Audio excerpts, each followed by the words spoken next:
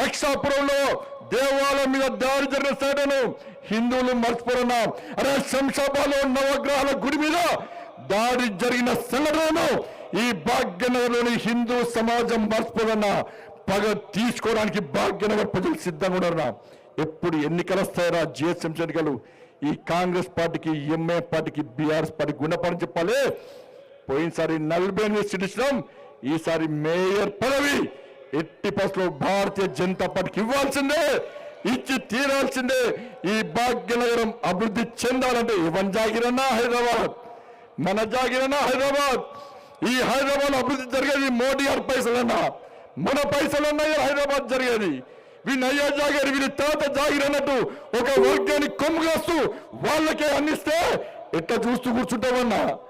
ఏడవైనా వివక్షతనే అన్నా, ఏడవైనా ఇదే పరిస్థితి.